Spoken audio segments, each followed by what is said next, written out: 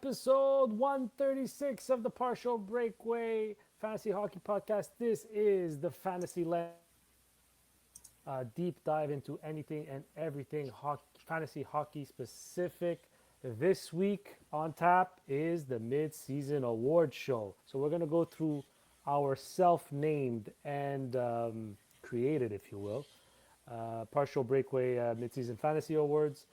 Vince, I'm going to hand it over to you. But before I do that, I want to remind everyone that you can follow us along on X, Instagram, TikTok at Partial Break Pod. Like and subscribe on YouTube. We've had clips galore for a while now. There's a lot of traction, a lot of comments, a lot of likes. Let's keep the discussion going. It's been a lot of fun. I look forward to chatting with you guys again this week. And we're Vince, so close to 200 subscribers. So just subscribe. Just to hit 200. That's all we ask for. let's do it. I'm down. I'm All stoked. right. Go, Junior, Nick. just for listeners at home, you might want to just bring the mic a little bit closer to your mouth. I did try raising your volume a bit, but in case you're, yeah, and don't scratch your beard with it. But yeah, you were a little bit low there. All right, Oh, Nick, who's you have. hosting today? I am hosting, but Nick, you have an echo. Actually, we I all have an echo right now. Hello? No, you don't have an echo? We're good? Do you guys Nick, you're hear me? good? Yeah, we hear you. I don't hear anybody. Oh, Nick looks Oh, like that's he's why. frozen. No, What's I'm wrong, still Nick? here. Yeah? I'm not frozen. Can My we get face, this? my Can we face get looks this frozen episode? sometimes. Can we get this episode going? Oh, we just All lost right. Junior. So Vince, why don't you go? Did we lose Junior? Or did he Yeah. just touch his phone and we lost him? All right, here we go. So basically, these are awards that Nick and Junior really hold close to their hearts because they worked really hard to come up with the names of these awards. Obviously, these awards are all fantasy relevant, so we're not looking at season awards and best defensive defenseman. We're really looking at these awards in a fantasy context. Basically, we have 11 awards that we will discuss and then see if there's anybody who can take over uh, the winners right now by end season, or if these guys are just going to run away with their trophies and no one will catch up to them. So we'll start with the easy ones, I would say, Nick. No. I think so. All right, so let's start with these. So the best fantasy defenseman. So we call it the Paul Coffey Award. This one right now, which is closer than we think, but right now we have Kale McCarr at 44 games played, 13 goals, 38 assists, 51 points. He is the front runner for the award this time. Nick, is there anyone that can dethrone Kale McCarr from this award at end season? No, I'll Junior's be. back. Do you guys hear me now? Yeah, we hear you. Yeah, It's we're because here. my earbuds reconnected, so it took me off my headphones. Oh, that's what happened. Okay. So, Well, so Nick, before you, so we're at the first award, Junior, the Paul Coffey, and we're looking at Kale McCarr. And I just asked Nick, and you can go right after Nick, if Kale McCarr will just run away with this award by end season, or if there's someone that can actually give him some competition. So, Nick, you were saying? yeah, I mean, we named it the Paul Coffey Award because Paul Coffey was just an amazing fantasy hockey defenseman back in the day. But maybe we should rename it to the Kale McCarr Award because this guy just wins it every year now, it seems, since we've started this uh, awards ceremony. Kale McCarr, last year's winner, Kale McCarr. This year's winner, Kale McCarr. I don't think anybody's going to dethrone him. Werenski's close with 47 points in 41 Hmm. games.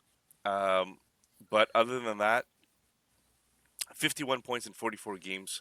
This guy's a cheat code. He's a plus 30. So if your league counts plus minuses, that's about 27 pluses more than Werenski. So he wins this award hands down. Junior? I don't know, guys. There's a Lane Hudson that's third in scoring. Maybe one day we're naming this Lane Hudson Award instead of Paul Coffey or Kel McCarr. No, I'm kidding. But I am glad that Lane Hudson did enter the conversation. I went on a bit of a rant last episode, but no, Kel McCarr, guys, this is the easiest, the obvious one.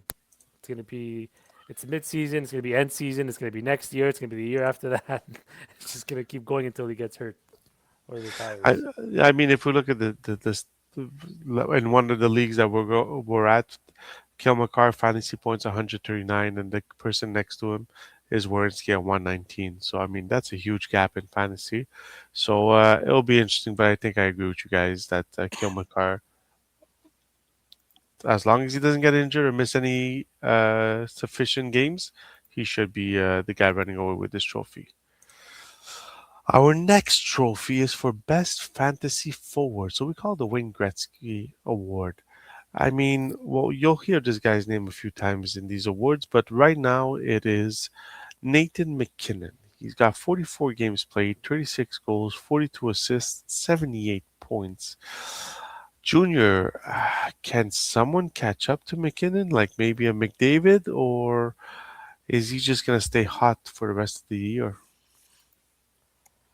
I don't know. Like McDavid's close. Technically, McDavid has the same amount of points as him at 78 and 45 games, but it's all the other things that McKinnon does more than McDavid that puts him over the edge, which is a few more goals, a few more shots, more game-winning goals. Like all the extra little things is what's making the difference between McKinnon and McDavid right now from a fantasy perspective. Plus minus, McKinnon is plus 48, and McDavid is plus 2.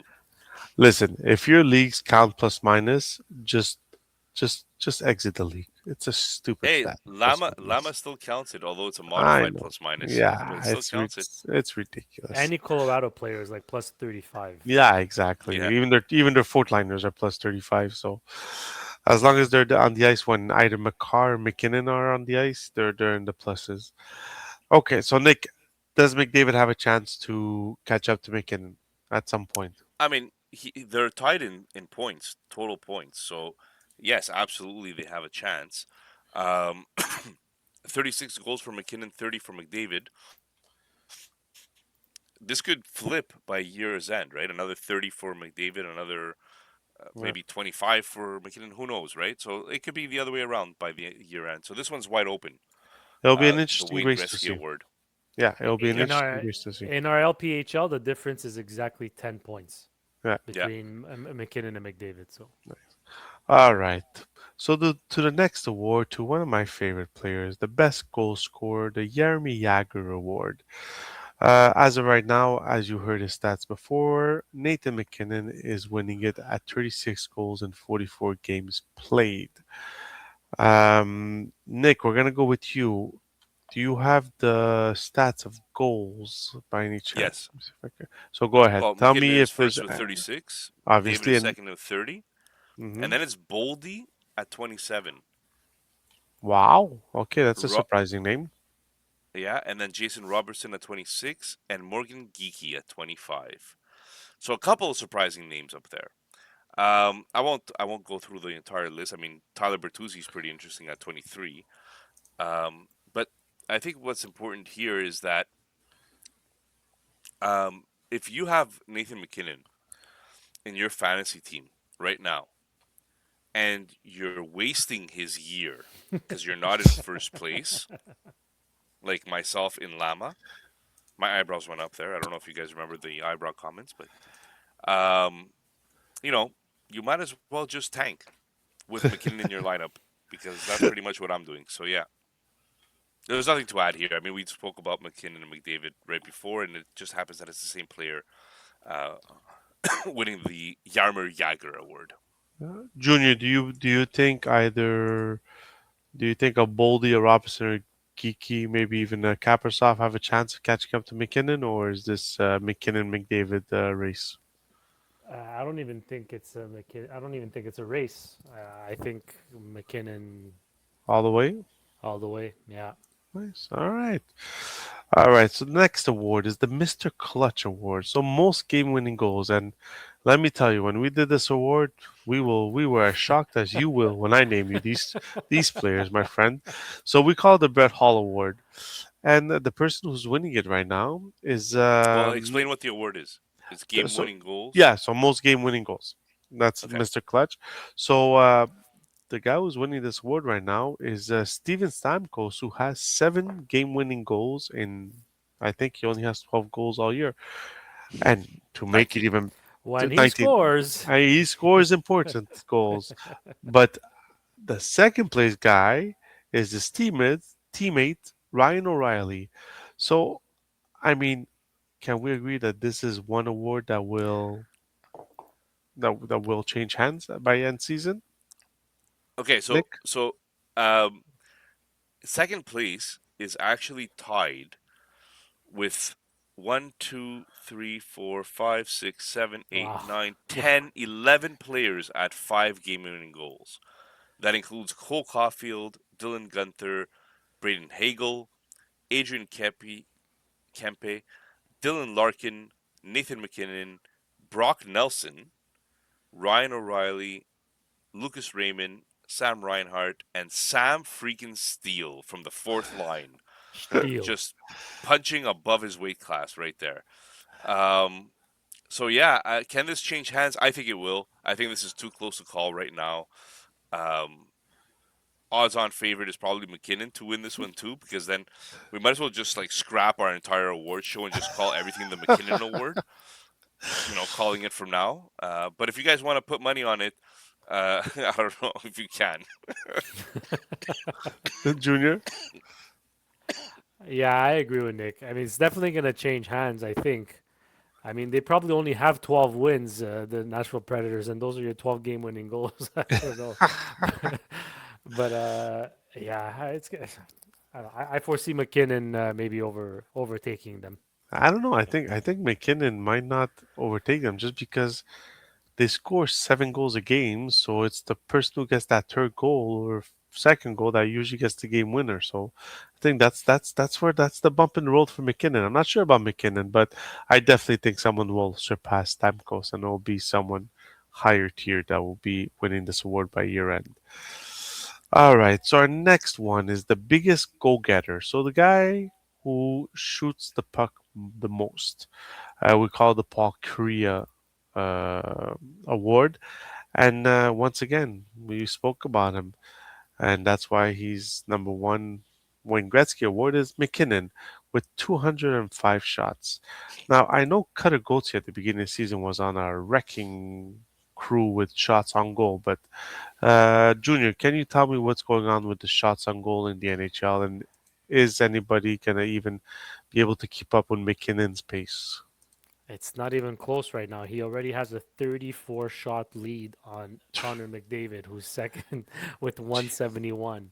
After that, it gets pretty close. Robertson and Cutter Gauthier, like you said, at 167, Kaprasov 165, and then it gets into the 150s after that. But again, this is another runaway. Like Nick said, it's going to be called the Nathan McKinnon Award Show by the end of the by the end of the year. Nick? Yeah, I think it's actually more interesting to talk about the guys just under McKinnon, right? Like Cutter Gauthier, 167. We've mentioned it quite a few times. This guy's a very young player, 21 years old, and he's already that high in the shots on goal department. And Um, it shows he shows he's very young because him and Leo Carlson seem like they've hit a bit of a wall these past few weeks. So their age is starting to show a little. yeah, And you guys, you know what? I want to add doing these award shows every year and the mid season and so on. It really allows me to like. I'm now next year without hesitation. If I have the first overall pick and the league includes shots on goal and game winning goals and stuff like that, I'm taking McKinnon. Whereas had I not paid attention to all this stuff and had we not done award shows like this that states who's the top and who's the best, maybe I wouldn't have known that Nathan McKinnon is probably the better all around fantasy player in certain leagues. Agreed, Junior. So and I think, sorry, go I, Nick. I think that this award show is also important for fantasy players because it kind of gives you, um, like we talk about not only Nathan McKinnon, which we're talking about a lot, obviously, but we're talking about guys that are close to him in some other stats. So it gives you a perspective of how close other players can be to some of these superstars up there, right? So hopefully this you're getting some sort of benefit by listening to this episode. All right. So the next award is the MVP, most impressive based on their ADP, which we call the Martin Saint Louis Award. So ADP is basically at the beginning of the year, every player was ranked at ADP, meaning where they were going in most fantasy leagues and like were they going the first round, second round, were they going 150th, were they going 300th, were they going fifth? The So average the draft position. in average draft position, exactly. So the winner for this award right now is Macklin Celebrini. His ADP was 52. He's got 24 goals, 46 assists, 70 points. He is ranked fourth in the league right now in points. Quick Um, math. What's the difference between fourth and 52? Fourth and 52. Jeez. You mean 48. positions, or do you want me to 48, put? I 48. thought you wanted me to see the points and go to stats and like you really just making me do work I don't want to do. So No, I was just simple math, but simple st- math. So Junior, what do you think? I mean, Magnus Albini seems like he's steady. He's keeping up the pace. Do you foresee anybody else that was ranked under him taking so much of a leap? No, I think he's the odds-on favorite. He's way too productive to for it to be anybody else. I mean, you can go and see like how far an Alex DeBrincat was taken, and he's currently sitting at 13th AD. Like he's currently the 13th best forward or skater on Fantrax, and he was drafted.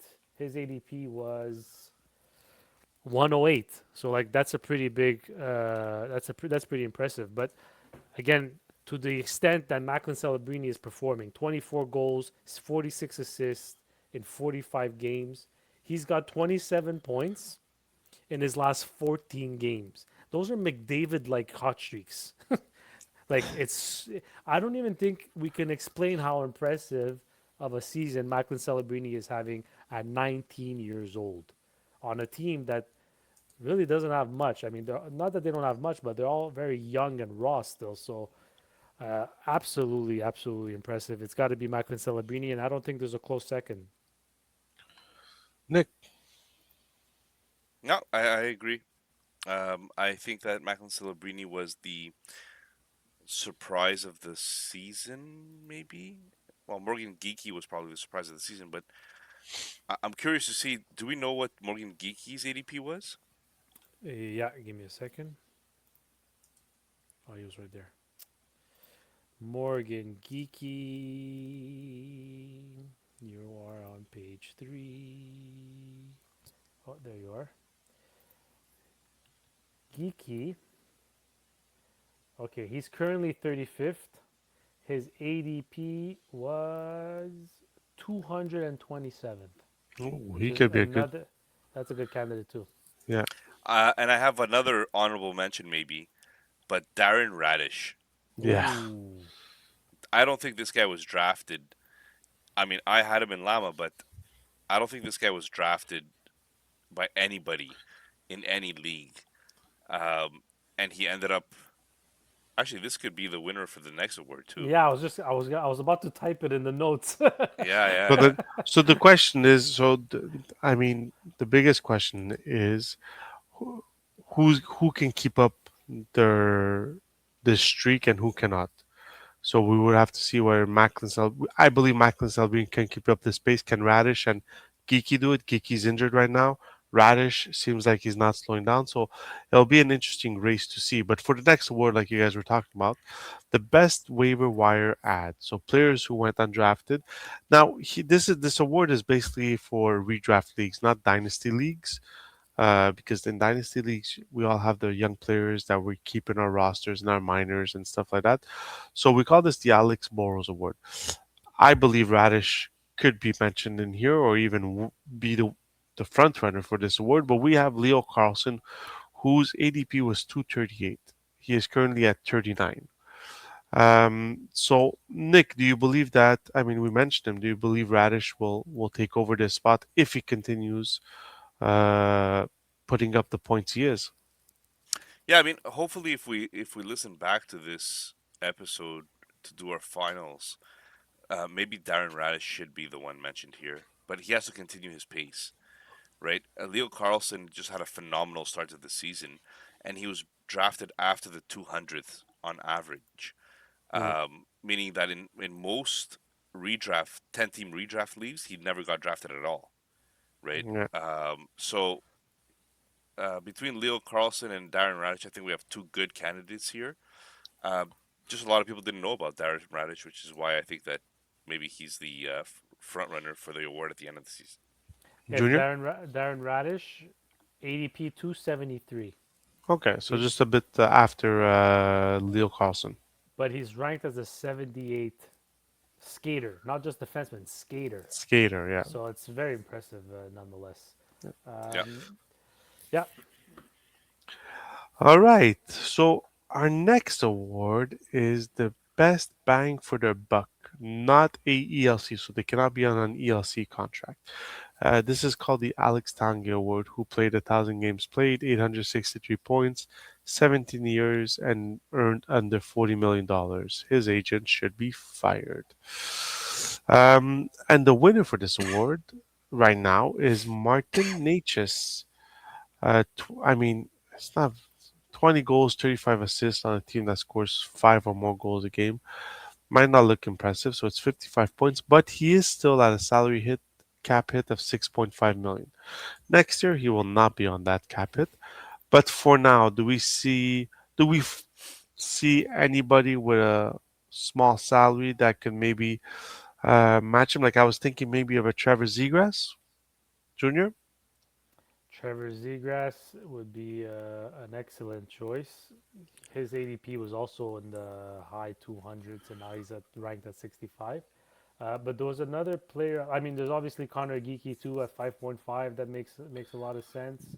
But a player that I did not keep in one of our dynasty leagues in LPHL at $5.25 million. I thought Brad Marchand at 37 years old was not going to be effective, and he's 46 points in 41 games, so he's over a point per game player. Now So that's an honorable mention. I have another honorable mention, and that's Scott Wedgwood, Mm, $1.5 million, and the guy pretty much has more fantasy points than well, quite a few other people that are getting paid much more than him. So I know it's a goalie, so not necessarily what we go for all the time, but I just think Wedgwood is a great get here. So this could be an award that could have some movement by the end of the year. That's for sure. yeah, I want to point out that going into the season, if you would have asked me, I would have probably labeled John Tavares and Kirill Marchenko as favorites to win this award. Marchenko And won it last year. oh, did he? Yeah. Yeah. So Natchez was probably our midseason. Yeah. Okay, so now to the goaltenders, like Nick was mentioning. Basically, we call it Best Goalie, Dominic Hasek Award. Usually, we would have seen Hellebuck's name over here, but as Nick mentioned in the last episode, he ain't doing too well. So, as of right now, Logan Thompson is the goalie leading in fantasy points. Um, on a team that's up and down, but still doing well, but still an up and down team that's out of the playoffs. Nick, do you see any goalies coming up and taking this away from Logan Thompson from in the next 40 games or 38 games left? Well, Scott Wedgwood in LPHL is the leader in fantasy points. In Lama, it's Logan Thompson, just because they wins are more important in LPHL than in. So it depends on your league, right? But yeah, between Wedgwood and Thompson, we're looking at great performances here out of two goalies that you're not used to or you wouldn't expect to be winning a Vezina necessarily, right? And it Mm-hmm. just goes to show, right? Because I freaking sold Thompson last year to Vince I don't know what you're and talking about. and in LPHL, and I should have kept him instead of freaking Hellebuck because Well, Hellebuck is nowhere near this top 20, but but Thompson is. So yeah, just goes to show. Isn't that a shitty shit? I just want to point out that despite the abysmal season that the Rangers were having, Sure, Shesterkin prior he's still up there, man. prior to getting injured had a Yeah, 914 save percentage and a 245 goals against average. yeah. Yeah, he's He getting was his money's worth. yeah, he was leading the league in fantasy points before he got hurt. So just because of his injury, Logan Thompson is there. But this is an award that could easily change by the end of the year. So it'll be an interesting thing to see. The next one, I mean, there's little in my mind. There's little debate with this one. I think in all our minds, best rookie, the Timo Solani Award. I mean, we have to admit this year there are a lot of rookies like that are showing up and putting up points that we did not think they were going to put up. But we give this one to Matthew Schaefer. 45 games played, 12 goals, 17 assists, 29 points. I mean, I'll make you guys do it, but there is some honorable mentions uh, in this rookie class of this year that can dethrone Matthew Schaefer. Junior, do you have any names for us? I mean, we're I mean, much on Canadian fans, so so I mean, technically speaking, Ivan Demidov is the has the most points of all rookies with 36 points in 45 games. Beckett Seneca is second with 44 points in 45 games, and then Matthew Schaefer is there with 39 and 45. so we give it to Schaefer just because as a defenseman and that young of an age, it's incredible what he's doing. So that's what I'm Uh, saying. By year end, if he does hit that rookie wall, do you think any of the which one would you give more of a chance to I overthrow the? I think it's pretty close. I think Ivan Demidov is not far away from potentially winning this one. Mhm, But the impressive thing with Schaefer too is that he's got 12 goals for a defenseman. mhm. That is so valuable in Yeah. itself. So, and it's only like again, it's 7 points apart from Ivan Demidov. If I can see a 10 point, at least a 10 point gap between, I'd say, a forward and Matthew Schaefer, then I could consider maybe the forward to win the award. And don't count out Ryan Leonard, who by the way has been on fire as of late. Nick, Well, I think there's some disappointments here. I mean, I thought Jimmy Snugarud was going to give a run for Demidov money, and he unfortunately hasn't produced. Um, you know, Zeev Buyam, I was expecting more of a Lane Hudson season out of him, but he hasn't done as well either and been traded. Sandin Pelika, I was hoping for more, you know. Anyways, long story short, there was a few surprises with Finney and Kindle and Minton that have done pretty well as well. And Oliver Kapanen should be mentioned because 26 points in 45 games played for he's the leading Montreal them and he's Canadiens. leading rookies in goal scoring, no, Nick, or is that? He Yeah. is first in goal scoring Yeah. out of all rookies, so it's a nice honorable mention there. All right. So Another before we another go, disappointment too was Zeev Buyam. I thought maybe the Yeah, I trade mentioned had him. something to do. Oh, you did? Okay, I didn't hear you. all right. So before we go to the I final even mentioned the three trade. awards, three awards, just a word from our sponsors, DraftKings. The jaw-dropping moments that make hockey hockey. Experience them all with DraftKings Sportsbook, an official sports betting partner of the NHL. Missouri listeners, listen up. DraftKings Sportsbooks is now live in the Show Me state. New customers, this one's for you. Bet just $5, and if your bet wins, you'll get $200 in bonus bets instantly. Download the DraftKings Sportsbook app and use code THPN. That's code THPN to turn $5 into $200 in bonus bets if your bet wins. In partnership with DraftKings, the crown is yours. Gambling problem? Call 1-800-GAMBLER. In New York, call 1-877-8-HOPE-NY or text HOPE-NY 467-369. In Connecticut, help is available for problem gambling. Call 888-789-7777 or visit ccpg.org. Please play responsibly. On behalf of Boot Hill Casino and Resort in Kansas, pass-through of a per-wager tax may apply in Illinois. 21 plus age and eligibility varies by jurisdiction. Voided in Ontario and Quebec. Restrictions apply. Bet must win to receive bonus bets, which expire in 7 days. Minimum odds required. For additional terms and responsible gambling resources, see dkng.co/audio. Limited time offer. Copyright NHL 2025. All rights reserved. All right, boys. So let's get back to our final two awards here. So the final two awards were. Oh, was there just one award left or two awards? I think there's only one left. No, well, one I final thought we award. were all done. No, come on, Nick. So our most disappointing or underachieving award, which we call the Alexander Deck. I mean, we all know the Alexander Deck story. It is a sob story, but at the end of the day, I think he became a musician and made his career in music, if I'm not mistaken. But this is all about biggest fantasy bust award. And I mean, we spoke about him last episode. Don't fully believe it's all his fault, but this award needs to go to right now needs to go to Dougie Hamilton, making $9 billion, having 5 goals and 5 assists, only 10 points.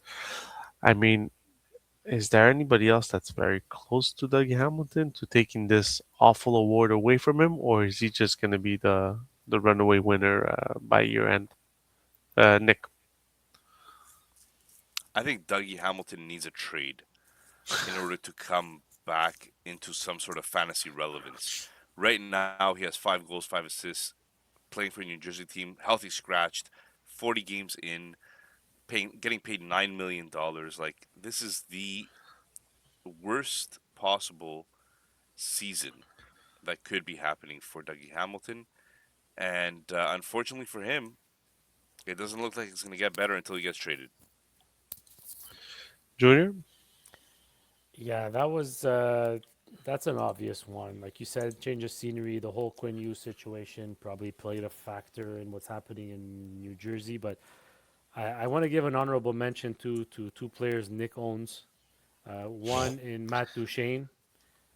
After the season he had last year with only 9 points in 20 games, that's not great, even though his salary is a little lower. And another guy that we all had high hopes for, we all thought because of the volume he would get, he would be much better. Sam Montembeau.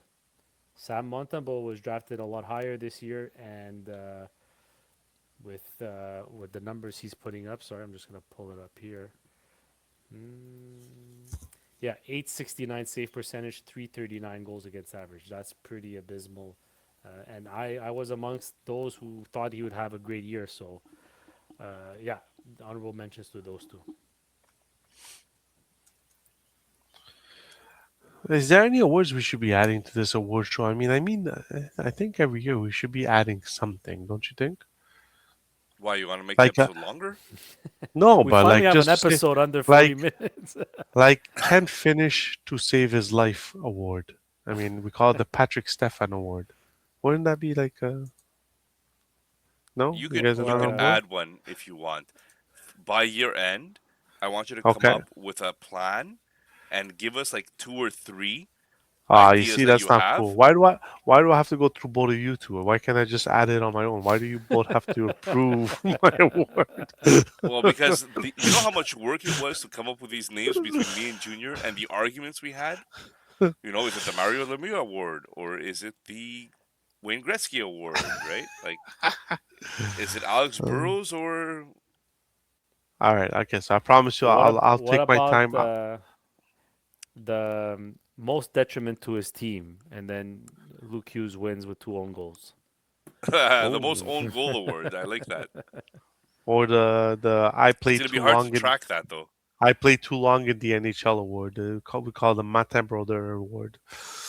The Martin Well, Brodeur Award, yeah. the But so Old Man that's it. Award. Yeah, the old man award.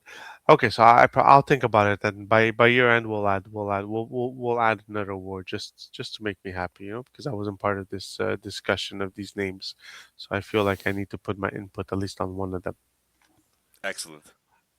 All right, boys. So besides that, is there anything else you guys want to add on this midweek episode? I mean, we're 35 minutes in, so this is what the fantasy lens is all about.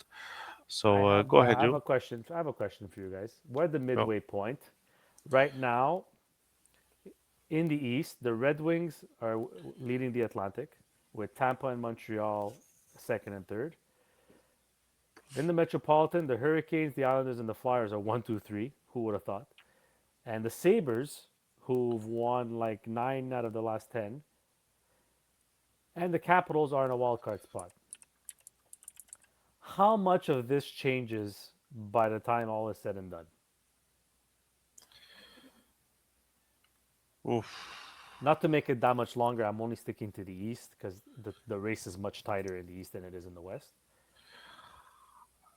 If you want to know my gut feeling, my feel good story, I hope Buffalo can keep up this trend. I really think that fan base needs a Buffalo team that, if not makes the playoff, but at least is in contention till the end of the year. And I feel they've got a chemistry right now going over there, and their goalies are making saves, which every team needs. I mean, I think there was a stat that I think all three of their goalies have a percentage of over 900 or something like that. So I'm with Buffalo. I'm hoping that they can keep up this run.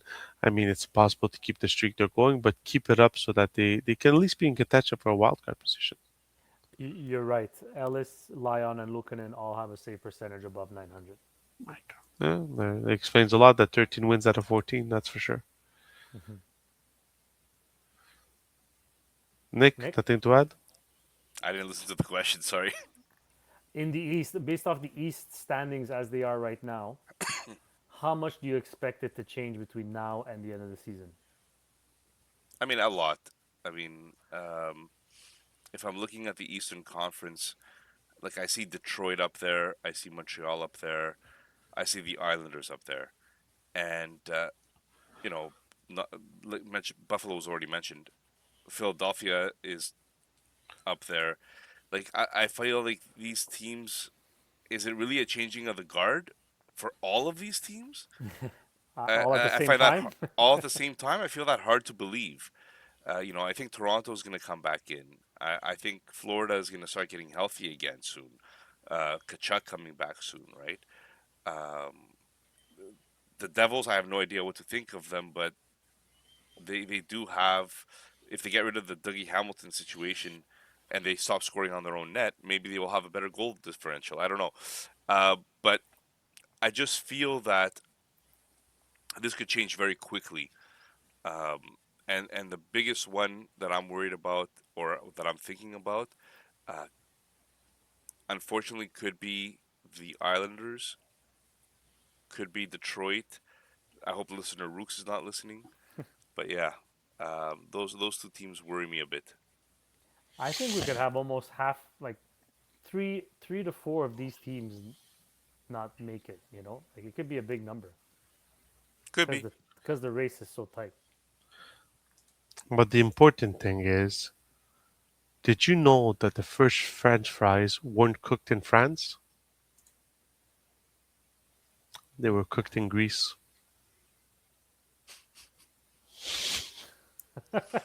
That was not bad. It made me It listen a took little me a bit while, but further. I got it. Yeah, Not it bad. was See how I put your not heritage in bad. my jokes, Nick? Yeah, in Mexico it was what was it? Pata frita? No, what was it in Mexico? Oh, jeez, I Oh, just ruined man. that whole thing. Yeah, exactly. I'm gonna look it up. Hold on. Anyways, ladies and gentlemen, that is the end of our fantasy lens. Hope you guys enjoyed it. Once again, I mean, we're only 9 subscribers away from 200, which is a huge milestone for us. So please don't be afraid. Click that subscribe button. Let us hit that 200 and let us open champagne and have a glass on us. Anything else? Papas ha- fritas. Patas have a fritas. have a good week. Bang bang, Niner gang. Have a good night, peeps. Mendoza.